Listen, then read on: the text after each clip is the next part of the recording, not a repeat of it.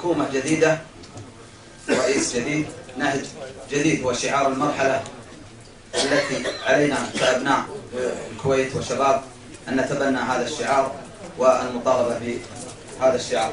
الكلمة الآن إلى الناشط السياسي الدكتور خالد الشهير المطيري.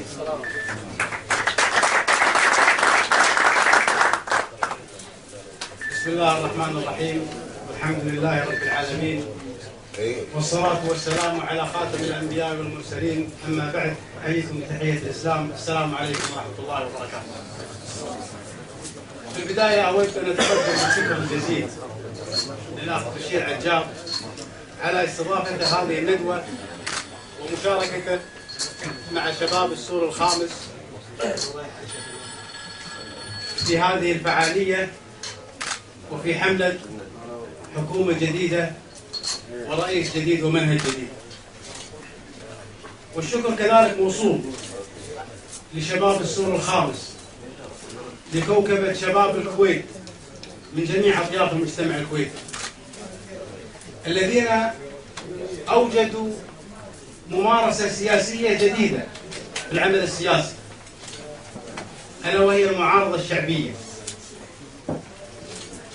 في الثمانينات والسبعينات كان هناك معارضة شعبية، ولكن في ظل تغيير البرلمان. ولكن المفهوم الجديد اللي أوجدوه شباب السور الخامس هو إيجاد المعارضة الشعبية جنبا إلى جنب مع المعارضة البرلمانية. لماذا المعارضة الشعبية؟ لعدم ثقة الشعب الكويتي في معظم النواب اللي وصلناهم إلى البرلمان. الآن أصبح الدستور الكويتي في جيب الرئيس والنواب كذلك في جيب الرئيس، فبذلك كان لزاما أن تكون هناك معارضة شعبية يقودونها شباب السور الخامس. البعض يحاول النيل من هذه المجموعة وربط عمل هذه المجموعة وممارستها السياسية السليمة في المطالبة برحيل ناصر محمد. البعض يحاول أن يصور هذه المعارضة أو يقرب هذه المعارضة مع ما يحدث في الوطن العربي من ثورات شعبية. ما يجب أن نؤكد عليه أننا في الكويت بمنأى عن هذه الثورات الشعبية بسبب وجود دستور 62. ما تجده الشعوب العربية ب 2011 من حريات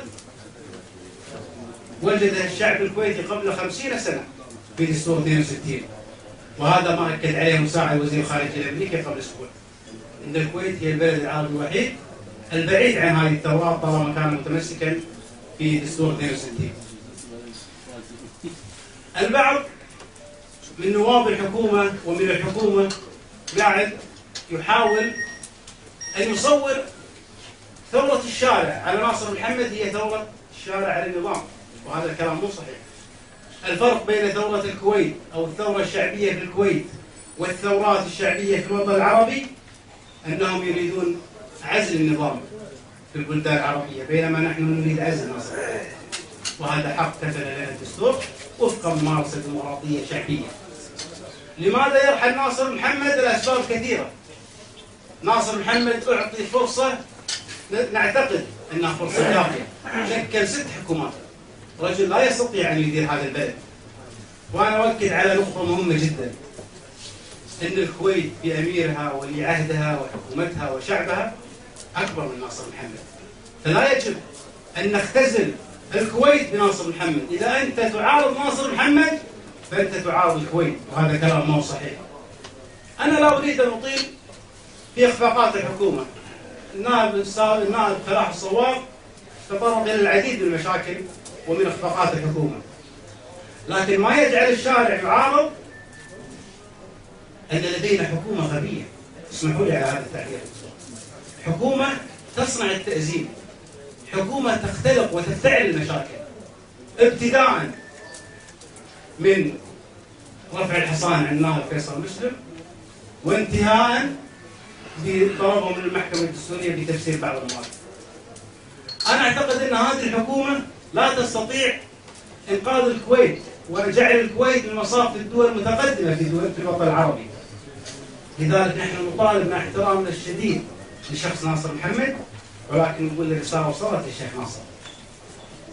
في أول عدم تعاون لك وقف معك 35 وتقلص العدد إلى 25 نائب، وهذه رسالة يجب أن تقرأها جيدا. وقف معك نص النواب، وللأسف لو كان ال 25 نائب ذولي وقفوا مع رئيس الوزراء بقناعة ما عندنا مشكلة.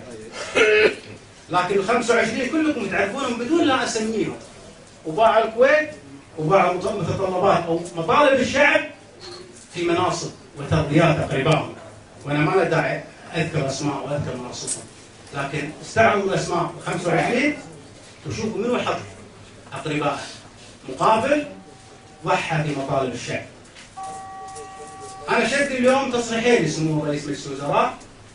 التصريح الأول قال أشكر الشعب الكويتي على عدم نزوله للشارع، فهذا يدل على أنه شعب أصيل. أنا أقول يا سمو الرئيس في 8/3 راح يطلع الشعب، فهل الشعب غير أصيل؟ هل إذا خرج الشعب في 8/3 هو غير أصيل؟ وإذا خرج الشعب في 8/3 يا سمو الرئيس هل تترجل وترحل؟ التصريح الآخر وهو فهم الشيخ ناصر الخاطئ للواقع السياسي بالكويت. في السابق كان هناك تسريبات حكومية عن تشكيل حكومي جديد أو تغيير في بعض الوزراء حتى يمتصون غضب الشارع. اليوم الشيخ ناصر تحدى إرادة حتى نواب الموالاة. آخر واحد صرح فيه يوسف زلزلة في قناة الرأي أمس، صرح قال يجب تغيير 6 وزراء. اليوم الشيخ ناصر كسر حتى في الموالاة وقال لا تغيير ولا تبديل في الحكومة، لأنه قرأ رسالة شعبية خطأ في شهر فبراير استجابة لرغبة صاحب السمو ولضيوف صاحب السمو. أراد الشارع الكويتي كله أن يبعد عن التنزيل وأن يهدي الوضع السياسي، وللأسف الشيخ ناصر محمد فهم الرسالة خطأ وفهم أن الناس نسد وقال أنا ما راح أغير ولا راح أبدل في الحكومة. الأمر الآخر اللي يجب أن يكون الشارع الكويتي واعي له، صاحب السمو الأمير أطال الله في عمره يجب أن لا يزج اسمه في الصراعات السياسية. لما يخرج نائب ويقول هذا اختيار صاحب السمو، نحن نتعامل بمصدر الدستور، فلا يجب أن يزج اسم صاحب السمو بأي خلاف سياسي. ما هو صاحب السمو وافق على جميع الوزراء، صاحب السمو وافق على جميع الوزراء، فبالتالي نحن في عمل سياسي يحكمنا الدستور، فلذلك يجب عدم الزج بصاحب السمو ويجب عدم خلط الأمور. الحكومة بعد الإصلاحات السياسية والاقتصادية والاجتماعية التي أطلقها صاحب السمو في شهر فبراير في المناسبات الوطنية، الحكومة تحاول أن تجير هذه المناسبات أو هذه الإصلاحات لصالحها. المكر ومكرمة أميرية لا دخل للحكومة بها. الإصلاحات السياسية التي قام بها صاحب السمو يجب أن لا تحاول الحكومة إيهام الشارع أن هذه إصلاحات من قبل الحكومة. نحن نطالب بإقصاء ناصر محمد لأن الوقت انتهى. هذا الرجل لا قدرة لديه على إدارة الحكومة. نريد رئيس وزراء جديد، وإذا جانا شخص نفس ناصر محمد راح تستمر الحملة. نريد رئيس وزراء جديد يأتي بنهج جديد ويأتي لنا بوزراء دولة يعبرون عن رأيهم في مجلس الوزراء، لا أن يأتون لنا بكبار الموظفين ولا يستطيعون إبداء حتى وجهة نظرهم داخل مجلس الوزراء. لذلك أنا أطالب وأوجه نداء إلى كل الاتحادات الطلابية والمنظمات النقابية والاتحادات العمالية أن يوم 3 هو تحدي. إذا كل واحد منا، وأنا قاعد أقول حق الأخوان، نحن لا نحتاج إلى كثير من الأدوات. أي مواطن يعتقد أن الوضع غير صحي في الكويت وأن ناصر محمد غير جدير بإدارة رئاسة الوزراء يجب أن يكون متواجد. القيادة السياسية سوف تنظر إلى 8/3 و8/3 تاريخ مفصلي، فلا نكون سلبيين. إما أن نحضر ونعبر عن وجهة نظرنا وإرادتنا الشعبية في تغيير ورحيل هذا الرجل، ولما نقعد في بيوتنا ويستمر ناصر ومن انتكاسة لانتكاسة.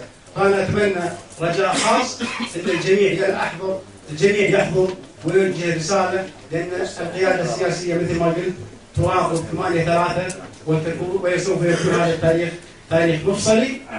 في النهاية أسأل الله أن يحفظ الكويت وشعبها وأميرها من كل مكروه، والسلام عليكم ورحمة الله وبركاته.